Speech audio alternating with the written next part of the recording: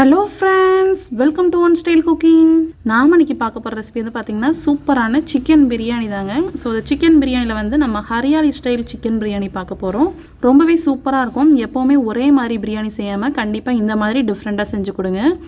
வாங்க எப்படி ஈஸியாக டேஸ்டியாக செய்யலாங்கிறத வீடியோவில் போய் பார்க்கலாம்.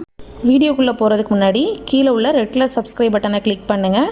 கூடவே பக்கத்தில் உள்ள பெல் ஐக்கானையும் கிளிக் பண்ணுங்கள். அப்போ தான் நான் போடுற வீடியோ எல்லாமே உடனுக்குடன் உங்களுக்கு தெரிய வரும். வாங்க இப்போ வீடியோக்குள்ளே போகலாம். ஹரியாலி சிக்கன் பிரியாணி பண்ணுறதுக்கு நான் இதில் வந்து ஒரு 3/4 கிலோ போல் சிக்கன் எடுத்து வச்சுருக்கேன். நல்லா வாஷ் பண்ணி எடுத்துக்கோங்க. இப்போ இதில் ஒரு ½ லெமன் புழிஞ்சிக்கலாம்.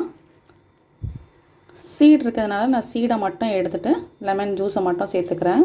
இது கூடவே கொஞ்சமாக மஞ்சள் தூள், ஒரு 1/4 டீஸ்பூன் மஞ்சள் தூள் சேர்த்துருக்கேன். கொஞ்சமாக உப்பு சேர்த்துக்கோங்க. இது நல்லா கொஞ்சம் நேரம் ஊற வச்சுக்கணும். இதை நல்லா மிக்ஸ் பண்ணியாச்சு. இது ஒரு ½ அன் ஹவர் நல்லா ஊறட்டும். இப்போ இந்த ஹரியாலி சிக்கனுக்கு ஒரு ஸ்பெஷல் மசாலா ரெடி பண்ண போகிறோம்.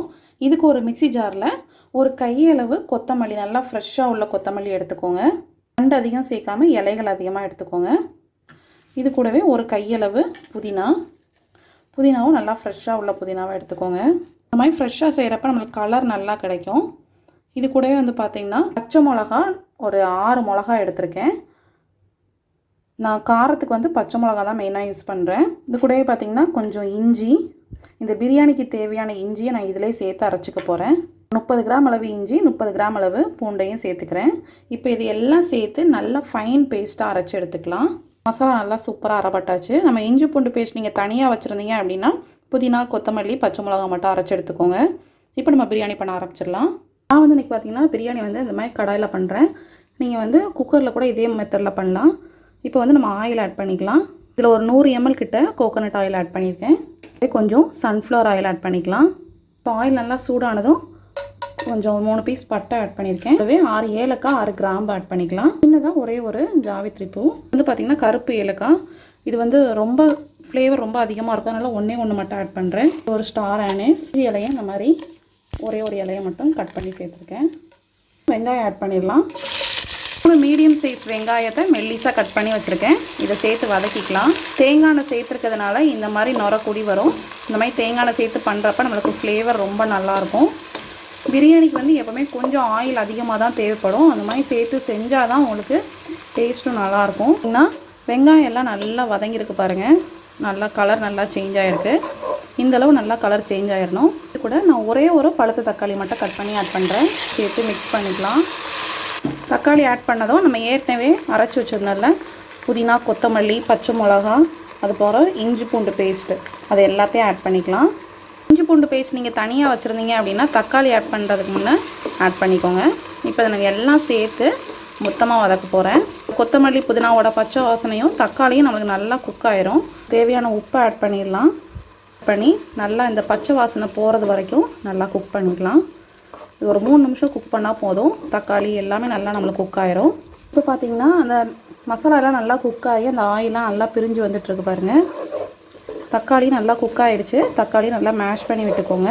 இப்போ இந்த ஸ்டேஜில் நம்ம ஏற்கனவே மேரினேட் பண்ணி வச்சுருந்தோம்ல அந்த சிக்கன் ஆட் பண்ணிடலாம். கூடவே தயிர் ஆட் பண்ணிக்கோங்க. நான் ஒரு 2 டேபிள் ஸ்பூன் போல் தயிர் ஆட் பண்ணியிருக்கேன். சிக்கன் சேர்த்து தயிர் ஆட் பண்ணுறப்ப சிக்கன் நல்லா நம்மளுக்கு சாஃப்டாக குக் ஆகும். நீங்கள் மேரினேட் பண்ணுறப்ப தயிரோடு சேர்த்து கூட மேரினேட் பண்ணி வைக்கலாம். இப்போ இது எல்லாம் சேர்த்து நல்லா மிக்ஸ் பண்ணிக்கோங்க. ஆயிலே நல்லா சிக்கன் நல்லா குக் ஆகணும்.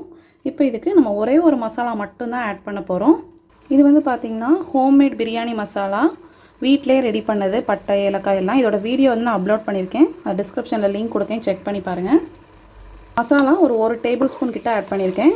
அவ்வளோதாங்க. நம்ம சில்லி பவுடர் எதுவுமே ஆட் பண்ணணும் அவசியம் இல்லை. ஒருவேளை நீங்கள் வந்து மிளகாத்தூள் வேணும்னு ஆட் பண்ணிங்கன்னா உங்களுக்கு பிரியாணியோட கலர் லைட்டாக சேஞ்ச் ஆகும். இப்போ இந்த மசாலா எல்லாம் சேர்த்து நல்லா மிக்ஸ் பண்ணி இதை நல்லா அந்த ஆயிலே ஒரு 5 நிமிஷம் நல்லா வதங்க விடுங்க. வச்சிடலாம். நல்லா குக் ஆகிடுச்சு. இப்போ நம்ம தண்ணி சேர்த்துடலாம். பிரியாணிக்கான தண்ணி நான் வந்து பாஸ்மதி ரைஸ் ஆட் பண்ணுறேன். 1 கப் ரைஸ்க்கு 1.5 கப் அளவு தண்ணி. நான் வந்து 2 கப் எடுத்தேன். நான் எடுத்த கப்பால் 3 கப் அளவு தண்ணி ஆட் பண்ணுறேன். நான் ஏற்கனவே மெஷர் பண்ணி வச்சதுனால அப்படியே ஆட் பண்ணிக்கிட்டேன்.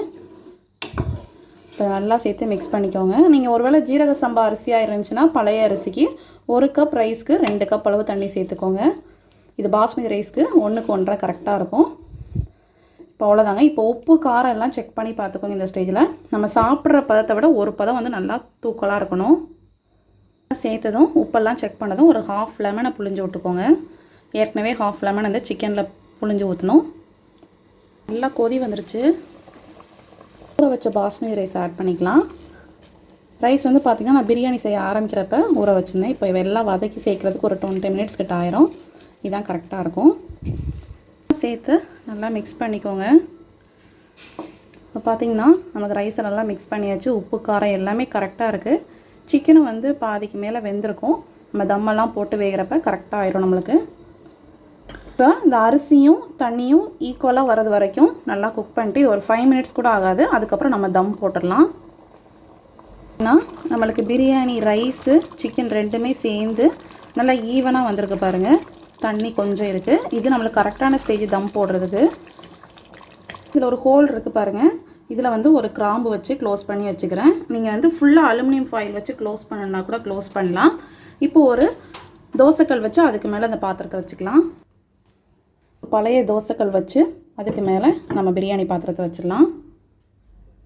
அடுப்பு வந்து பார்த்திங்கன்னா சிம்மில் வச்சுக்கோங்க.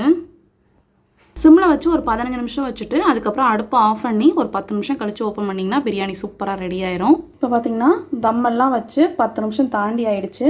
பிரியாணி நல்லா சூப்பராக ரெடி ஆகிடுச்சு. பிரியாணி கலர்றதுக்கு முன்னே இதுக்கு மேலே கொஞ்சமாக நெய் சேர்த்துக்கோங்க. இந்த மாதிரி நெய் சேர்த்து மிக்ஸ் பண்ணுறப்ப ஃப்ளேவர் டேஸ்ட்டும் நல்லாயிருக்கும். அது மட்டும் இல்லாமல் நல்லா உதிரியாகவும் இருக்கும்.